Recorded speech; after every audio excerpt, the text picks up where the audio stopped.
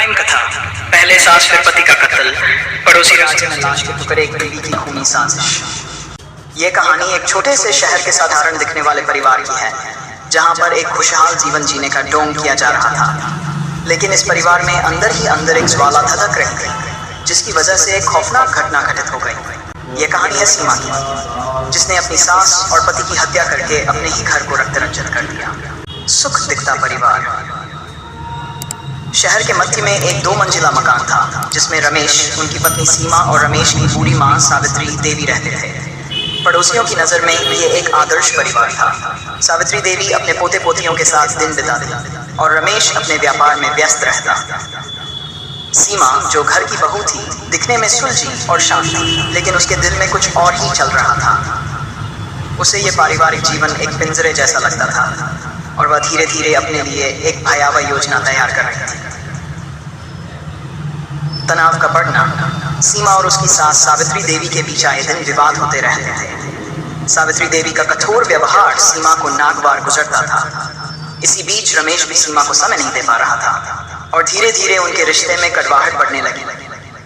सीमा के लिए यह परिवार एक बोझ बन चुका था और वह इससे छुटकारा पाना चाहती थी।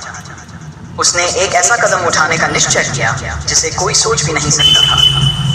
पहला कदम।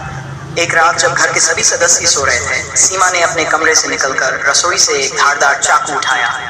उसने धीरे धीरे अपनी सास के कमरे की तरफ कदम बढ़ाया।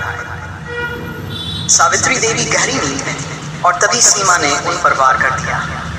खून के छींटे चारों ओर बिखर गए और सावित्री देवी ने अपने प्राण त्याग दिए। सीमा ने बड़ी चालाकी से लाश को एक बड़े बोरे में भरकर घर के पिछले दरवाजे से बाहर फेंक दिया। दूसरा कत्ल। रमेश ने कुछ दिनों तक अपनी मां के गायब होने की चिंता नहीं की। सीमा ने उसे यह कहकर चुप करा दिया कि उसकी मां कुछ दिन के लिए अपने मायके चली गई है। लेकिन सीमा की योजनाएं यहीं खत्म नहीं हुई। कुछ ही दिनों बाद जब रमेश को सीमा पर शक होने लगा, तो उसने उससे सवाल करना शुरू किया। ये सीमा के लिए खतरे की घंटी थी। उसने अब रमेश से भी छुटकारा पाने की सोची। एक रात सीमा ने रमेश के खाने में जहर मिला दिया। रमेश की हालत बिगड़ने लगी और वह दर्द से तड़पने लगा। जब रमेश की सांसें थम गईं, सीमा ने उसके शव के टुकड़े टुकड़े कर दिए और उन्हें अलग अलग बैग में डालकर पड़ोसी राज्य की तरफ फेंक दिया, ताकि किसी को उन पर शक न हो। लाश के टुकड़े मिलने की खबर कुछ दिनों बाद पड़ोसी राज्य में पुलिस को एक बोरी में मानव शरीर के टुकड़े मिले। जांच के बाद यह पुष्टि हुई कि ये रमेश के थे। पुलिस ने मामले की गहराई से जांच शुरू की और रमेश की पत्नी सीमा को शक के घेरे में लिया। साजिश का खुलासा।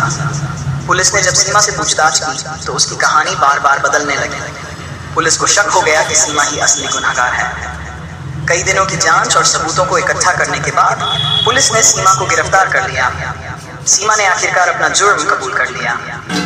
उसने बताया कि कैसे वह अपने ही परिवार से छुटकारा पाना चाहती थी और इस खूनी साजिश को अंजाम दिया।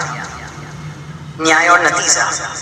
सीमा को अदालत में पेश किया गया, जहां उसने अपने गुनाहों को स्वीकार किया। उसे आजीवन कारावास की सजा सुनाई गई। पड़ोसियों और शहरवासियों को जब इस घटना की सच्चाई पता चली तो वे स्तब्ध रह गए। सीमा के पीछे छुपे इस खूनी चेहरों ने सबको हैरान कर दिया था। निष्कर्ष। ये कहानी दिखाती है कि कैसे एक सामान्य दिखने वाले परिवार में छुपी हुई भावनाएं एक भयानक रूप ले सकती हैं। सीमा की इस खूनी साजिश ने कई जिंदगियों को तबाह कर दिया और वह खुद अपने कर्मों की सजा भोगने को मजबूर हो गई।